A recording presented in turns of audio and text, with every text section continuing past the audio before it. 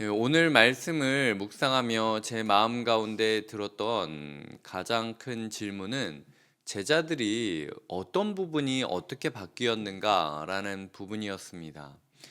예수님을 만나기 전까지 제자들은 함께 두려워하고 있었습니다. 함께하면 함께할수록 두려움이 더 커지고 불안이 더 확장되어지고 확대되어지는 관계가 있다라는 것이죠. 그런데 오늘 본문을 보면 마지막에 예수님이 분명히 우리를 떠났는데도 불구하고 52절을 보면은 그들이 큰 기쁨으로 예루살렘에 돌아갔다. 그리고 어떤 사본은 그에게 경배했다라는 이야기가 있죠. 예배와 기쁨과 늘 성전에서, 당시 성전은 명절을 제외하고는 기도하는 자리였기 때문에 예배와 기도 가운데 하나님을 찬송하는 모습이 늘 있었다라고 하는 부분인 것이죠. 우리의 신앙생활을 보면서 우리가 만나면 만날수록 불안과 걱정과 아니면은 다른 사람을 판단하고 정죄하는 마음이나 문제를 바라보는 마음이나 이 뭔가 우리의 눈과 대화나 마음 가운데 문제나 어려움을 향한 묵상들이 점점 커지는 관계가 있는 반면에 예수님과 함께하는 자들의 결과는 결국은 기쁨으로, 큰 기쁨으로 늘 찬송하며 살아가게 된다라는 것입니다.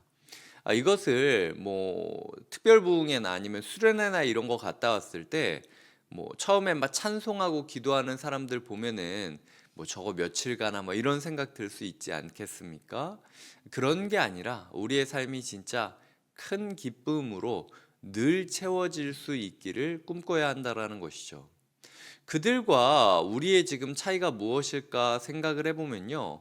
그들은 예수님이 떠나는 모습을 보았음에도 불구하고 예수님께 사랑받고 있다라는 확신이 충만했습니다. 예수님이 우리를 찾아오셨다.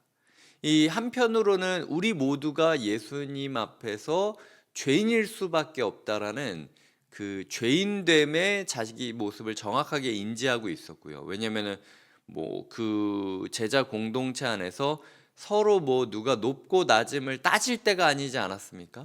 모두 다 예수님이 죽어가는 데에 동조하거나 방관자가 되었던 사람이기 때문에 그 공동체 안에서 누가 의롭냐 안 의롭냐를 따질 여력이 없었어요.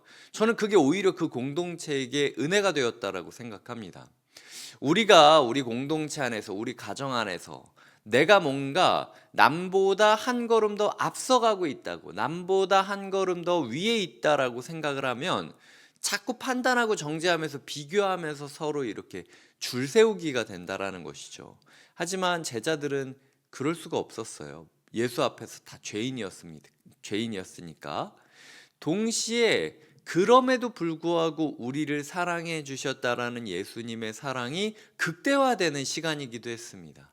이렇게까지 우리가 예수님을 어떻게 보면 지켜드리지 못했는데 예수님이 그럼에도 불구하고 우리에게 찾아오셨다라는 사랑에 대한 인식이 충만했기 때문인 것이죠. 그래서 결과적으로 봤을 때 우리가 추구해야 되는 지점이 큰 기쁨으로 예배하며 늘 기도하는 자리에서 하나님을 찬송하는 삶, 예배와 기도와 찬송의 큰 기쁨과 늘 이어지는 연속성이 있는 것이 우리의 고리여야 되는데, 그러려면은 이 공동체처럼 우리가 얼마나 비천한 존재인지를 계속 이야기하고 동시에 그럼에도 하나님이 우리를 포기하지 않으셨음을 계속 이야기해야 된다는 거예요. 이 둘 중에 하나라도 놓쳐지는 순간 하나님이 나를 사랑하는 것만 이야기하면 방종이나 교만으로 갈 확률이 높고, 우리가 죄인이라는 것만 이야기하면은 이 죄인을 벗어나기 위해서 위선이나 아니면 행위나 아니면은 다른 사람들을 판단하고 정죄하는 악한 모습으로 이어질 수 있겠죠. 이 두 가지의 축을 꼭 붙잡고 우리의 신앙생활이 이어져야겠다라는 생각을 하게 되었습니다. 결국 어떤 부분에 있어서 우리가 사랑받느냐, 사랑받지 못하느냐라고 느끼는 것은 예수님의 말씀을 얼마나 붙잡고 있느냐는 거예요. 예수님께서 지금 다시 돌아오겠다라고 이야기하지 않았습니까? 그 말씀을 붙잡고 있었기 때문에 눈앞에서 예수님이 떠나가 버리는 기억이라 할지라도 버틸 수 있고 살아갈 수 있게 되는 것이죠. 우리의 삶에 있어서 사시사철 예수님을 보고 느끼지 않으면은 내 마음에 불안해서 살 수 없는 사람이 있거나, 아니면 예수님이 주신 말씀을 기억하면서 반드시 다시 오실 것을 믿으며 살아가는 사람이 있겠죠. 우리가 어린아이가 부모를 기다리는 마음으로 오늘도 말씀의 공동체와 함께 묵상하며 말씀을 놓고 기도해야 되는 이유가 바로 여기에 있습니다. 예수님과 함께하는 공동체는 어떤 공동체입니까? 36절에 보면 이 말을 할 때에, 어제도 이야기 드렸지만 서로가 서로에게 은혜를 나누고 있을 때에 예수님이, 그 말을 할 때에 예수님이 나타나셨다는 겁니다. 누가복음 24장은 엠마오로 가는 두 제자도 그렇고 그들도 예수에 대해 주고받고 이야기하는 중이었고, 36절도 그렇고 증언하지 않으면, 고백하지 않으면 이 안에서 샬롬이라고 부르는 예수님의 음성을 들을 수 없다라고 단정 짓고 있어요. 그렇기 때문에 신앙생활을 개인적인 것이라고 생각하지 마시고 그게 어느 채널이든 간에 이야기하는 걸 멈추지 마셔야 됩니다. 그렇게 이야기할 때 우리에게 평강을 빌어주시는 예수님을 보면서 우리가 예수님을 느끼며 살아갈 수 있다라는 것이죠. 마지막으로 이 42절에 보면 이에 구운 생선 한 토막을 드리니 받으사 그 앞에서 잡수시더라 라는 장면이 나오는데요. 어제 우리가 묵상했던 엠마오로 가는 두 제자도 예수님이 떡을 떼는 순간에서야 예수님인 걸 알아보았습니다. 오늘 제자 공동체도요, 예수님이 생선을 먹는 걸 보고서야 예수님인 줄 알아보았어요. 여러 의미가 있을 수 있겠지만 단편적으로 그냥 정확하게 하나만 딱 찝자면, 가장 우리가 생각하기 쉬운 이야기는 먹는 자리가 아니면 예수님을 알아볼 수 없을 수 있다는 거예요.